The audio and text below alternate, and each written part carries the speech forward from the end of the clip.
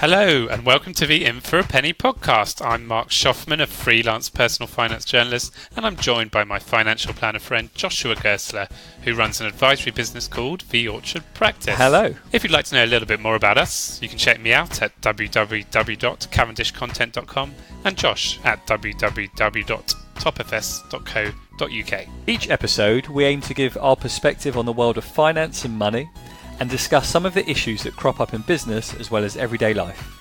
We hope that you'll learn something from our podcast as well as have some fun too. Thank you for downloading this latest episode of the In for a Penny podcast, although it may not be your latest if you've gone back to listen to previous ones. Well, if they're listening to it now, it's their latest episode. I don't know if that's right. Have I confused you, Mark? Yeah. What if they've gone back to the beginning and then to this one and then they've gone back again? Then they're not listening to this anymore, so it's not their latest one. It's only if you're listening to it, it's your latest episode. But move on. Thank you for currently listening. That's better. Shall we read out a review? Yeah. Yeah? We've had some reviews. Thank you for your feedback. It helps us get better and in some ways worse. No, it helps us get better and gives us encouragement to carry on, because everyone needs to know that people are listening and that we've had support and that there's someone out there and that I'm not just sitting in Josh's lounge talking to him and recording it. Actually, this is the first time we have sat in my living room to record, isn't Usually it? we do it in my study. Yeah. It's quite nice in here. It's much more comfortable, much more relaxed. Quite nicely. So I've got a review here on via iTunes or Apple Podcasts, which is one of many places you can leave a review. This is a 5-star review, isn't it? What's a it 5-star titled? review from Peter Hall that says, "More please," an Oliver-inspired review. Yes. He says, do you want to read it? Oh, if you like, yeah, You've sure. got a lovely tone. I can Thank you so listen much, to Mark. you for 2 minutes. Great listen and surprisingly quite funny. Really interesting point raised about the lack of education in schools on all things financial. The most salient points being the credit reports and how easy they can be damaged, along with the impact things like car finance, credit cards can have when looking for mortgages. Looking forward to the next episode. So that was in relation to our previous episode, which was an interview with Jason Wild from Paragon Banking Group. Thanks for the review, Peter Hall 77. Thank you, and don't forget to pass the pod if you're enjoying listening. Leave reviews. You can do so via iTunes, Facebook, Podbean. We're also on YouTube.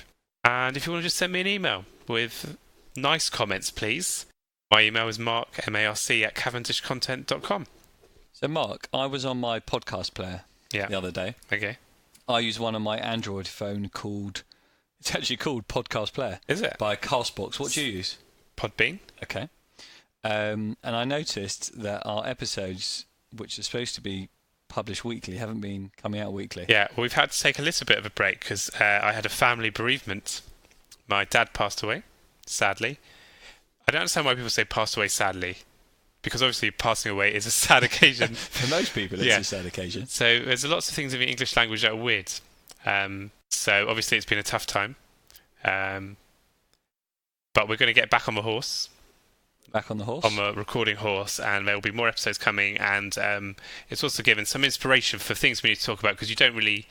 There's a lot, when someone dies, there's a lot you have to do in terms of reporting the estate and sorting out inheritance tax, but we're going to delve into those issues in another show. Didn't we, should we tell our listeners that we did record 2 episodes, which should have been published? We did record a couple of episodes, and they sounded like they were in a cave. Yeah, what were you doing in a cave? But you've sorted out your sound equipment. The sound equipment has been fixed. We're going to redo those episodes, aren't we? To redo those episodes. So this episode, we thought we'd do something a bit different. Yeah, we thought it'd be quite nice to ask each other questions that we've been asking our interviewees. Personal finance questions we've been asking them. So in this episode, I'm going to be asking Mark some of those questions. Okay. We'll see what he has to say for himself. Are you ready, Mark? Ready. So this is the penny for your thoughts section that we do in our interviews. So Katie Stevenson and Jason White have both answered these. So now... That's your turn. It's my turn. Are you ready, Marc Shoffman? I'm ready. Okay. So let's start with big one. Okay. What is the best advice you have been given about money? I think the best advice I've been given is to differentiate between a need and a want. Okay, that's good. So, Who did that come from, though? well, I think I'm going to credit that to Martin Lewis of Money Saving Expert. Okay. He really does newsletters, and he'll talk about things like Black Friday sales, and because obviously we're coming up to the festive period now, and there's all these flashy adverts about you can get a Kindle for £20 or a flat screen TV for £200, which sound great, but is it a need or a want? That's like, we'll come back to the point in a minute, but I've got a couple of friends. I think you might be one of those friends. Always make fun of my television. So you're sitting in my living room now. Yeah. The television is there in the background. Yeah. And they make fun of the fact that it's old. It is old, and it's small in comparison to the space it occupies. Yeah, it is. It is. Yeah. Thank you for that. But that's that thing. I don't need a new television. You don't. That would be I think it does its job. Yeah, which is why I haven't bought a new one. And those who are listening, you know who you are. But so go back to it. Go on. So what have you identified as a need and a want that's been useful to you? I think I a lot of the time would attribute it to clothes. So obviously everyone's got to wear clothes, and fashion's changed. Makes the world a better place. Yeah, you can't go out naked anymore, and fashion's changed and come and go. But I've got items of clothing I probably still wore 10 years ago. Yeah, I can see, looking at you now. And people say it's outdated and unfashionable, but yeah, they're right. if it fits and you don't need it, yeah. if you do need it, you should replace it, is what I'm saying. But if you feel like, oh, I want a new coat, but you've got a coat that's fine, there's no point going out and spending my money on it. I like new glasses. By the way. I do just have bought some new glasses, but that's because I couldn't see. I think it's getting the balance, isn't Yeah. it? I think maybe people probably won't resonate with the fact that your clothes might be 10 years old. Yeah. But it is just being sensible, not wasting money on things that aren't important. I think another issue that is raised a lot of times is when you're shopping around and there's buy one get one free deals, or is it really exactly worth it? Okay, yes. Good. So let's do a couple of quickfire ones. Who do you bank with? HSBC. And for personal and for business? Oh no, that is for personal. Okay, and for business? And for business, Metro Bank. Why Metro for business? Metro Bank was because they used to, and I think they still have the thing where if your balance is above a certain amount, you get free banking. Balance is above a certain amount. Yeah. So do you know what that amount is? I think it's £5,000. So you keep $5,000 in the business bank account. It's free banking. And it's free. Okay. And you used to be able to transfer for free between two different Metro Bank accounts. You should probably check whether you are still getting free banking with them. I know I am. And why HSBC for personal? Well, this is the thing. It's a little bit of inertia, which is another issue that I and others should confront when it comes to banking. But they were the bank I opened a current account with when I got my mortgage. Okay. And first mortgage. First mortgage. You're right. And obviously, I have since remortgaged a few times since then. And for some reason, my current account stayed the same. And that's despite there being a lot of decent current accounts around where they'll pay you interest and they'll give you perks. I think it's so much easier nowadays to switch bank accounts with like the 7-day switching process. Yeah. That if you're not happy with HSBC or if there's a better deal out there, it's worth looking at. But that's the thing. I am happy. They're not doing anything. They're not offending me, or there's no bad customer service. But not getting any of the bells and whistles. And there are other banks that will pay you, in some cases, £100, £150 to switch. I won't tell you who mine is because you're going to ask me the questions in another episode. Yeah. But I had HSBC, the predecessors to HSBC when I was a child, Midland Bank. Yeah. And I think they had this like Lion Saver or something. If anyone remembers what it was, send us a message. But they used to get sent toys and things. So it was a good way for kids to start understanding banks. So cash or card? Card. I think that's very bad. What's very bad? Just using the card, because I very easily just will go and pay for things on contactless, and you sort of press it and you don't really register how much you're spending. Fair enough. And I think that's quite important to look, because a lot of times you can have people who make mistakes, and I often think, well, you've told me this is £6, but I don't know if you've just typed in 60. Or you can't do contactless for 60, but you could have typed 16. Yeah.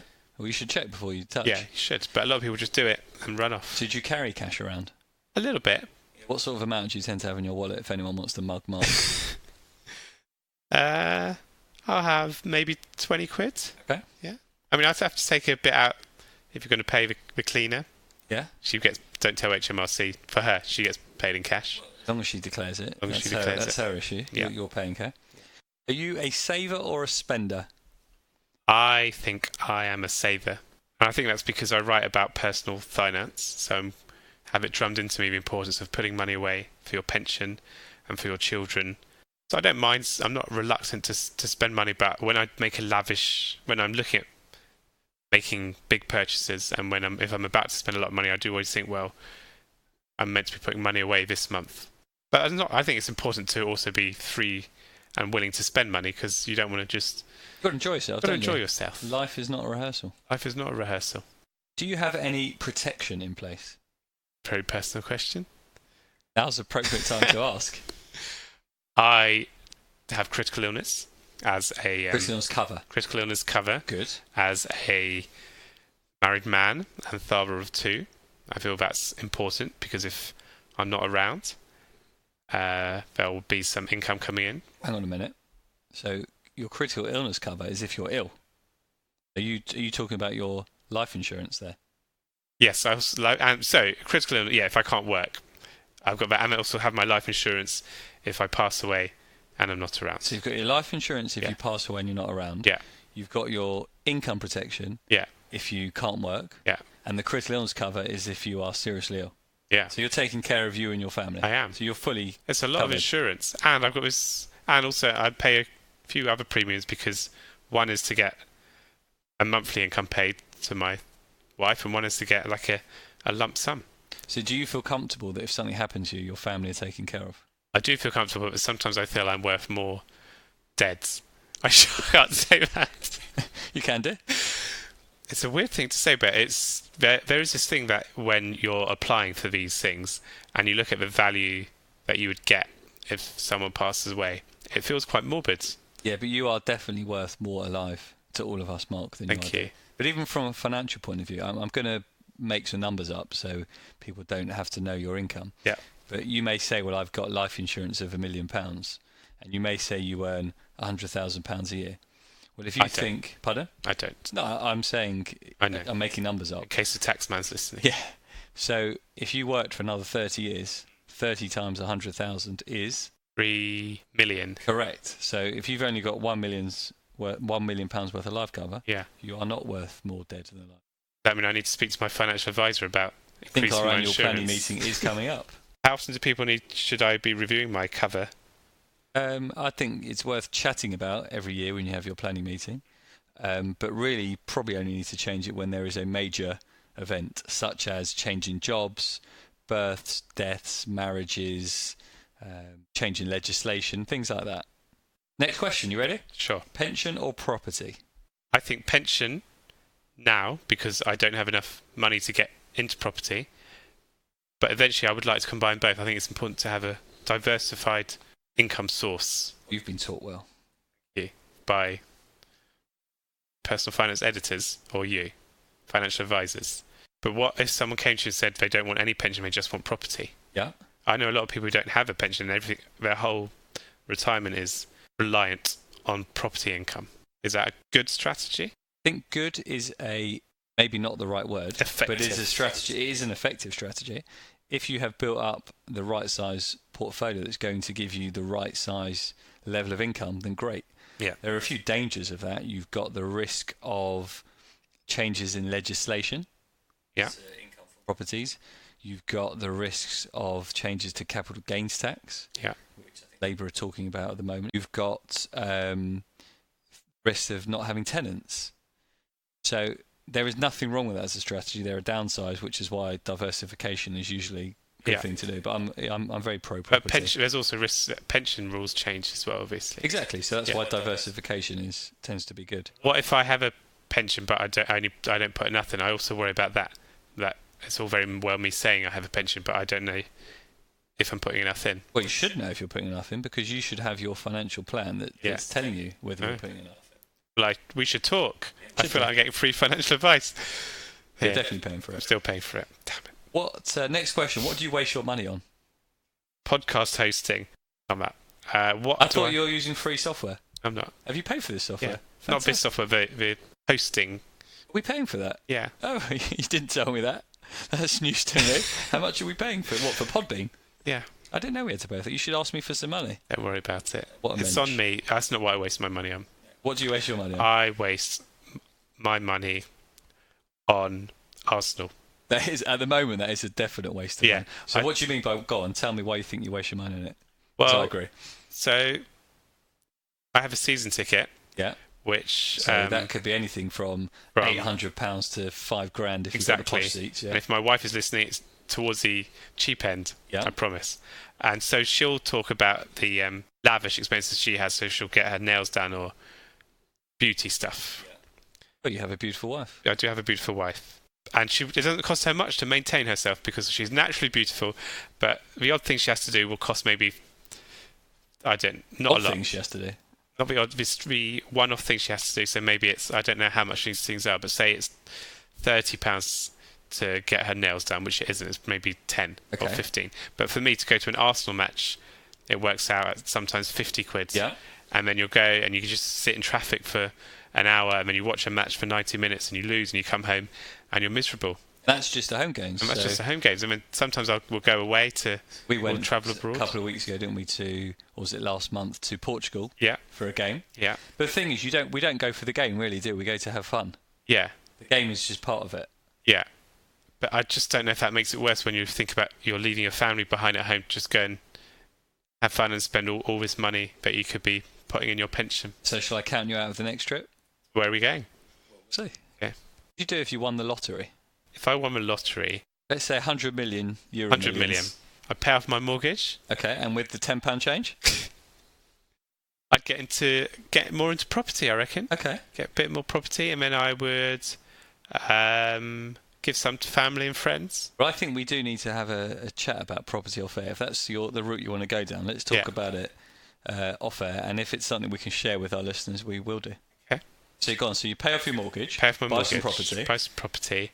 I'd like a holiday home somewhere. Where would you like to be? You know what? In recent months, we've gone to a few weddings in the sort of countryside, and I think the English countryside is lovely when the weather's nice, and even when it's overcast. So you buy something in the country. Nice country what home. Countryside, like which part of the country? Where would I like to go? I don't know, towards Somerset or Somerset. even... Is that a good accent? Somerset, or even by the coast. Sandbanks is nice or expensive. Yeah, but you'll be a rich boy. I'll be a rich boy, so I have two. I'll buy two. Okay. And I'll make sure my kids are all right. Yeah. And the odd friend. Oh, I was waiting for that one. Yeah. Your odd friend. I did say friends and family. The odd friends. The odd friend. Okay. Parent.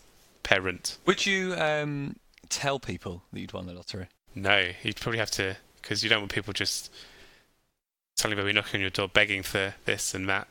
Yeah. Okay. No, I'd keep it on the down low, but look at you on the down low. Yeah, I could afford to buy some new clothes though, so people would be able to tell. What? You tell your homies. My homies. Yeah. Your peeps. Your Maybe. Bros. Yeah. Okay. No, I wouldn't tell them. Have you ever made a purchase and afterwards regretted it that you spent that amount of money on that particular purchase? Apart from those glasses you're wearing at the moment. These glasses, I think, are trendy. I think they're sort of... But they don't really fit in with the 10-year-old clothes that you're wearing. When I was in my teenage years, which was... A while ago now. I'm now 36. So you can do the maths. I started going to the gym. Can't you tell? So you've been going to the gym for I've had a lot of time. Over the last 20 years, I've had periods where I've had bursts of gym membership. Okay. And obviously I start and then stop. Okay. And then start again and stop. Because I'm not happy with the gains, but that's because I'm not committed enough. The gains? Gains. Okay, as in like what? The muscle. Okay, so that's why you go to the gym, for muscle. I think you're getting ripped off if that's the reason you're going. I'm just not getting ripped, so that's the trouble, yeah. But when I first joined, I got quite excited about it, so I thought, well, I'm going to need to buy all these new clothes. So I went out and I got a lot of extra large hoodies, thinking, I'm going to beef these out, bulk up. And I remember I had a big black hoodie sitting on the bottom of my drawer for months. And I thought, one day I'm going to wear that. Never fit. worn it. Well, it's always too big for Interesting, though, that sort of contradicts your earlier comment about that you don't waste money on clothes, needs and wants. So I know, but have you learnt that? I obviously learnt. Yeah, Okay. because that was when I was a teenager. But now I'm a mature man with glasses. It's questionable to both categories. You do have glasses. I give you that. Expensive glasses. Okay. Should have gone to Specsavers. I did go to Specsavers, actually. Other opticians are available. You're having a conversation with yourself, eh? Yeah, because you're not talking. Good. Anything else you want me to ask you? I think that'll just about be it. Fantastic. So I think you're going to ask me these questions at some point. At some point. Yeah, we'll do that in another episode. Yeah? Okay, lovely. Please remember, anything discussed in this programme should not be viewed as financial advice. But if you do need support, please contact me at Marc, M-A-R-C, at cavendishcontent.com, or visit the Orchard Practice website at www.topfs.co.uk. You can also find us on Twitter at InForAPennyPod1, at Marc Shoffman, and at Josh Gerstler. If you'd like to leave us feedback, there's a link in the show notes telling you how to do that. We really appreciate any comments you provide. And do post any financial issues you'd like us to cover. Thank you for being In for a penny.